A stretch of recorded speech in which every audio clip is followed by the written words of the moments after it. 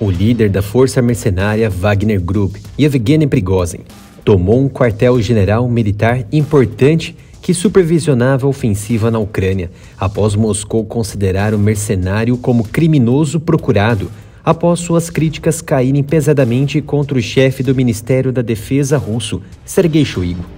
Em um de seus discursos, Prigozhin disse que a Rússia não precisava ter invadido a Ucrânia. Putin usou o pretexto e a justificativa para suprimir o avanço da OTAN e da Ucrânia, porém era falso, mas sim para tomar as regiões ucranianas.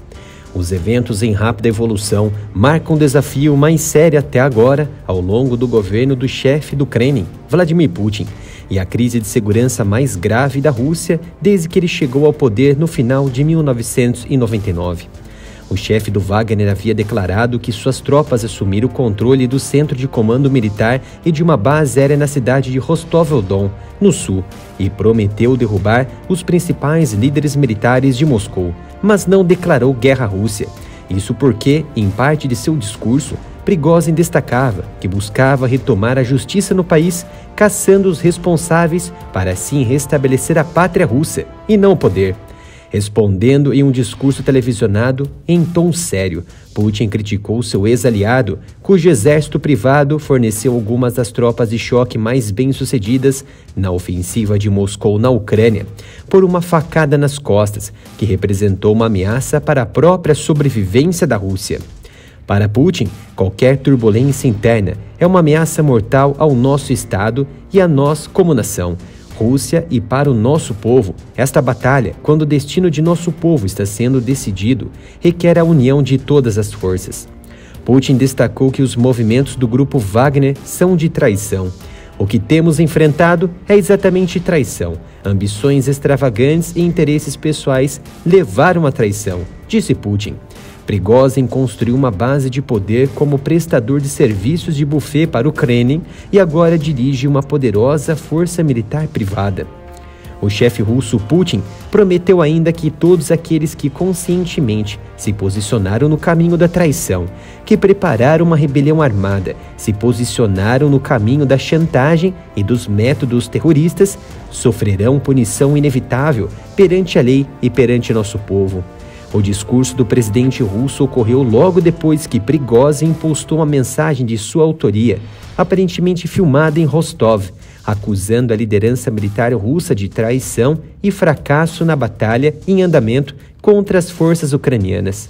Prigozhin denunciou as atrocidades da guerra na Ucrânia, que ele chama de desnecessária.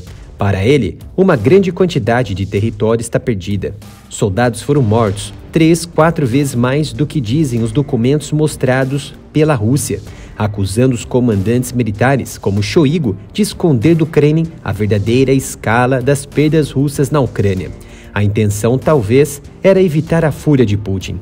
O líder mercenário destacou que o povo russo está morrendo, mas que todos estão prontos para morrer, todos os 25 mil e depois outros 25 mil. Ele destaca que destruirão tudo que estiver no caminho da Wagner Group. Porém, ele não mencionou em nenhum momento o líder Vladimir Putin. O quartel-general da Rússia em Rostov é uma base logística fundamental para sua ofensiva na Ucrânia. Com base nas informações coletadas por todas as redes sociais em um cruzamento de dados e relatos de soldados, as tropas de Wagner Group tomaram toda a cidade de Rostov-on-Don, de 1,1 milhão de habitantes. Passaram então pela região de Krasnodar, com 1 milhão de habitantes, e posteriormente seguiram para Voronezh, com 1,1 milhão de habitantes e apenas 430 quilômetros da capital russa, Moscou. Se gosta do nosso conteúdo e deseja continuar assistindo nossas análises, não deixe de se inscrever aqui no canal e, se possível, doe qualquer valor para a nossa chave Pix, canalaramilitaroff@gmail.com. Existem muitas bases militares espalhadas no trajeto que o grupo Wagner está percorrendo até chegar em Moscou. Quanto mais cidades e bases militares Wagner passar antes de atingir a capital, mais soldados russos desertores do exército e armamentos eles irão pegar ao longo do caminho. A força Wagner vai crescendo aos poucos com os desertores e cidadãos que buscam encerrar o ciclo de governo de Vladimir Putin, ou simplesmente por aqueles que buscam anarquia no país. O grupo Wagner sabe muito bem manipular equipamentos altamente sofisticados e modernos, como veículos antiaéreos Panzer, blindados pesados e de combate, interceptores móveis, helicópteros e outros equipamentos importantes. Relatórios recentes indicam que a força de Wagner entrou na região de Lipetsk, que fica a apenas 6 horas de carro ou 300 quilômetros de Moscou, e assim vai avançando. O prefeito de Moscou anunciou que medidas antiterroristas estão sendo tomadas na capital e arredores, e as autoridades disseram que a segurança foi reforçada em várias regiões. Inclusive, um comboio de caminhões basculantes cheios de areia foram postos nas principais estradas da capital russa, a fim de evitar qualquer passagem de blindados, os supostos veículos das tropas e Wagner, que tentam derrubar o governo de Vladimir Putin. Alguns caminhões também foram colocados ao longo dos trajetos muito longe de Moscou, porém foi insuficiente para interromper o curso de Wagner.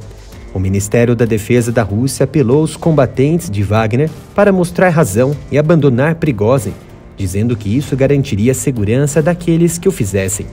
Em Moscou, as instalações críticas estavam sob proteção reforçada. O procurador-geral Igor Krasnov informou Putin sobre o início de um processo criminal em conexão com uma tentativa de organizar uma rebelião armada. Foi o que disse o porta-voz do Kremlin, Peskov. Nesta rebelião atual, uma aeronave militar Ilyushin Il-22M foi abatida pelas tropas de Wagner. Era um posto de comando aerotransportado da Força Aérea e Espacial Russa, que estaria transportando vários oficiais de alto escalão e generais do exército russo, que ainda não se sabe quem são eles. Há ainda muitos rumores circulando, até mesmo de que Putin estaria deprimido e incapaz de tomar qualquer decisão diante da tentativa de derrubar os militares de alto escalão por Prigozhin, bem como se ofereceu para ceder o controle do país ao secretário do Conselho de Segurança, Patrushev, que recusou de imediato. No entanto, são rumores, pois são comportamentos que não são característicos de Putin.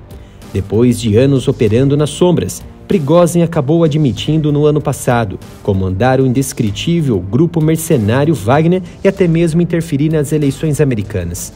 No entanto, esta semana, ele acusou o alto escalão de Moscou de enganar os russos sobre a ofensiva na Ucrânia. Porque a operação militar especial começou? Questionou Prigozhin, afirmando ainda que a guerra era necessária para a autopromoção de um bando de bastardos. Suas forças, reforçadas por dezenas e milhares de recrutas da prisão, desempenharam um papel central na captura de Bakhmut pela Rússia, na batalha mais longa e sangrenta do conflito e de todos os tempos. Vale destacar que no discurso forte de Putin, ele destaca que há uma ameaça para a própria sobrevivência da Rússia em relação ao avanço de Wagner. O que isso quer dizer?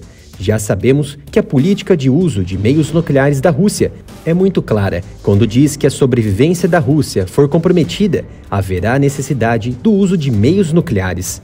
Mas será que Putin está pronto para usar meios nucleares contra sua própria nação e contra seu próprio povo?